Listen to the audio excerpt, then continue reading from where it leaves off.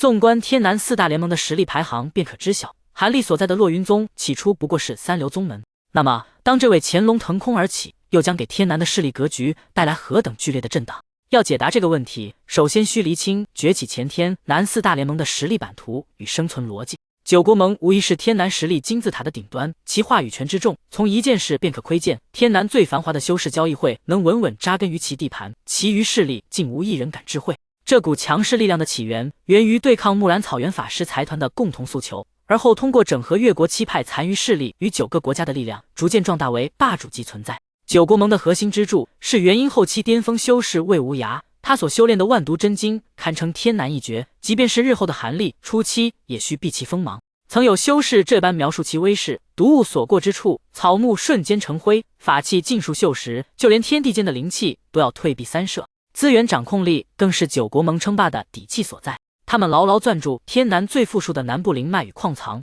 通过向附属宗门征收贡税，积累了雄厚的财力，更将天南最大的田天城交易会收归麾下，凭借筛选高阶资源的权利与高额交易抽成，进一步巩固了财权垄断。此外，九国盟还广泛吸纳散修与残余势力中的元婴修士，其中便包括以黄风谷灵狐老祖为首的一众强者，这让其整体实力更上一层楼，稳坐天南第一把交椅。仅次于九国盟的是魔道六宗联盟，这一联盟由千幻宗、玉灵宗、魔焰门、天煞宗、合欢宗、鬼灵门6大宗门组成，最显著的优势便是元婴修士数量庞大，整体战力极为强悍。其首领合欢老魔身为元婴后期修士，与魏无涯、至阳上人并称为天南3大顶尖修士，所修魔功诡异霸道，令正道修士闻风丧胆。但魔道六宗的联盟根基并不稳固，内部派系林立，利益纠葛极深，鬼灵门与玉灵宗等宗门在资源争夺中明争暗斗，内耗不断，这也成为制约其进一步扩张的致命短板。在资源掠夺上，魔道六宗奉行赤裸裸的弱肉强食法则，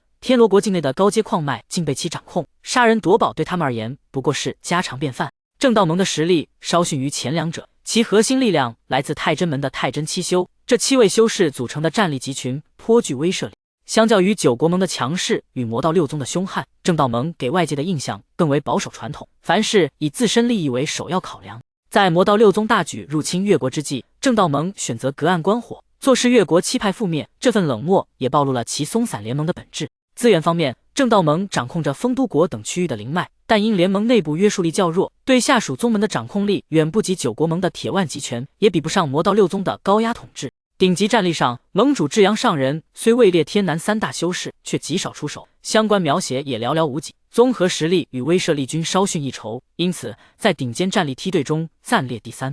4大联盟中最为特殊的是堪称隐形玩家的天道盟，这一联盟由天南北部多个小国的宗门组成，核心是栾明宗、古剑门等势力，其生存策略核心便是在九国盟、魔道六宗、正道盟3大势力的夹缝中求生存、保独立。而3大势力之所以不敢轻易招惹天道盟，一方面是忌惮其整体战力，另一方面则是畏惧联盟内的龙寒、凤斌夫妇，2人皆为元婴中期巅峰修为，凭借一套精妙绝伦的合击之术，足以正面抗衡元婴后期修士。在当年对抗木兰草原法师财团的边界大战中，就连木兰神师都对他们忌惮3分。天道盟的地盘虽不似南部那般富庶，却蕴藏着诸多上古秘境，境内资源的质量极高，这也成为其得以立足的重要资本。值得一提的是，韩立所在的洛云宗正是天道盟麾下的一员。在韩立崛起之前，洛云宗仅靠程天坤、吕洛2名不善斗法的元婴长老支撑门面，战力薄弱，声望低微，在天道盟内部都寂寂无名，更遑论在整个天南拥有话语权。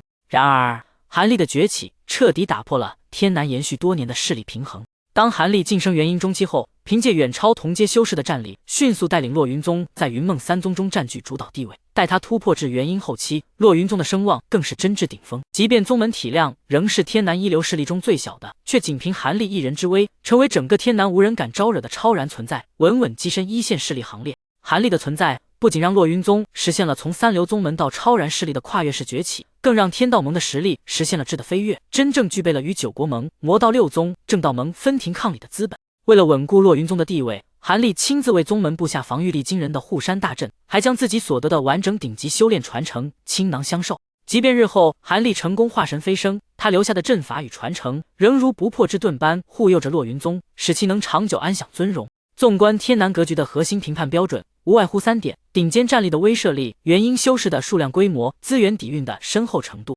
九国盟之所以能称霸前期天南，正是因为在这3个维度上均处于领先地位，而韩立的崛起彻底改写了这一评判规则。他以一人之力将洛云宗从3流宗门推上天南超然之巅，仅凭一己之威便让整个天南侧目。如今动漫剧情已推进至田天城交易会，这座由9国盟掌控的修士盛会正是各方势力交锋的舞台。相信用不了多久，这位从乱星海历经生死归来的韩跑跑便将邪洛云宗之势正式登上天南的核心舞台，以雷霆手段颠覆旧有的势力秩序，最终成为稳住天南格局的定海神针。